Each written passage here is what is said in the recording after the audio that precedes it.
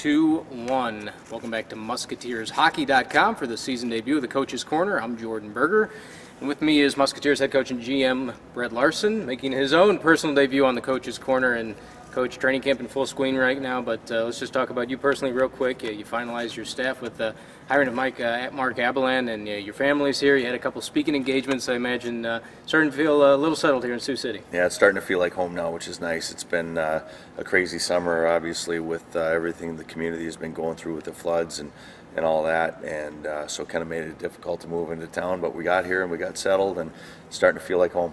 And talk about training camp a little bit. Big roster comes to town, 32-man training camp roster, and a lot of off-ice stuff, a lot of on-ice stuff. And I'm sure you've played under some really good coaches. You coached with Scott Sandline last year. Just what are the things you learned in the past that you think go into making a successful training camp? Well, the first thing I learned from a lot of guys that have been in this league and been successful in the league is bring in as many guys as you can. You make your mistakes in the summer. Not everybody's a great summer hockey player, so if there's guys in the bubble, bring them in. We were able to do that. Guys that we couldn't protect still came in and are battling for spots, and they've made the camp really competitive. So I'm gonna have some really tough decisions to make. I like the players that we have here. They're good kids. They're working hard. They're buying into what we want to do. But there's going to be some really difficult decisions here in the future because of the size of the camp. And then you mentioned some of the guys, and let's kind of break this down into different segments here. You got your returners, your first-year guys, and some import guys that are really intriguing. And first of all, the returners, one of the things you really have to like about this roster is a number of really solid kids coming back that have the experience from last year. You bring over 160 points back. Last year's team only had brought back 80 points. You got 4 really good returners coming. As far as forwards are concerned, you bring back arguably one of the best defensemen in the league in Jordan Schmaltz, and Scoffer comes back. So, you saw these guys at tryout camp, but now you've really gotten a good look of them. You see how they are off the ice. Just of the guys coming back, who looks in your eyes, it looks like he's really poised to take a step forward this year? Well, I think all of them do, to be honest. One thing about taking this position and coming in here, I knew I had a good core. This team last year overall was one of the most talented teams in the league. There was certainly no shortage of talent. So to come in and know that I had a core of Jordan Schmaltz and Matthew Scoff and Brett Patterson and Gaudreau and Nelson and Robbins, and I don't want to leave anybody out. Delgadillo, all these guys that, that's a really good start. To have what I think, and you said is possibly one of the best defensemen in the league, and Jordan Schmaltz running your power play, having one of the top goalies in the league, having guys that can compete like no one else, and having skill like Patterson and Robbins, those guys. I mean, that's something that any coach feels pretty excited about starting with. And of course, you need to supplement those returners, and you take a look at some of the draft picks this year, especially a guy like Kyle Prisculo and Jackson Leaf, 2 guys that I think have looked terrific both at tryout camp and at training camp. And then you got another guy, Sam Piazza, who's going to be here full time, and Sam just looks like a terrific young player. So you're matching some of the returners with some guys that are going to be really impact first year guys. Absolutely. I mean, those guys that you mentioned are guys that are skilled guys that should develop and contribute to the lineup.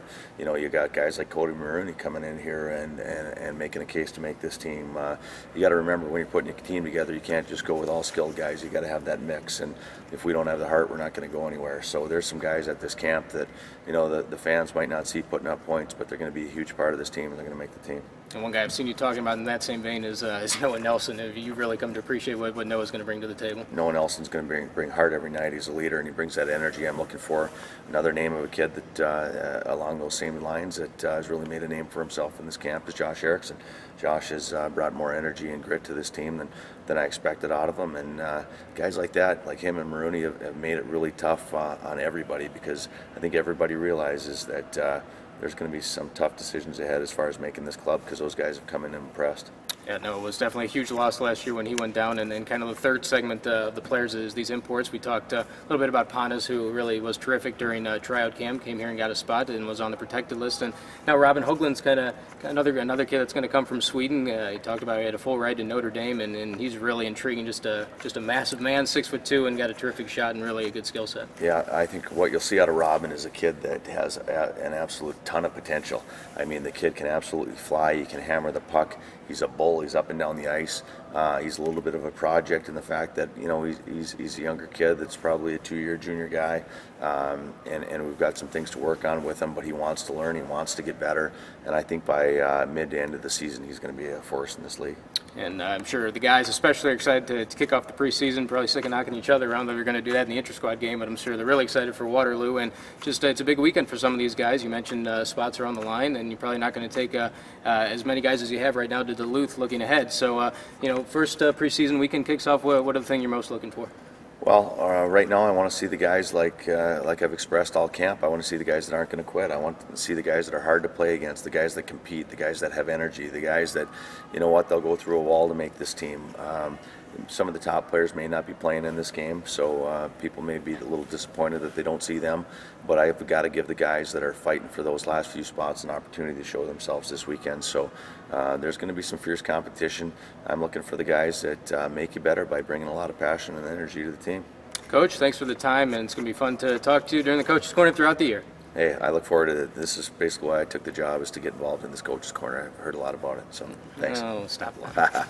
That's Musketeers head coach and GM Brett Larson. I'm Jordan Berger. Again, for fans, inter-squad games, 7 o'clock p.m. IBP tomorrow, and then the team will travel to Sioux Center, Iowa to take on the rival Waterloo Blackhawks. That's at 7:05 Sioux Center All-Season Center on Saturday, September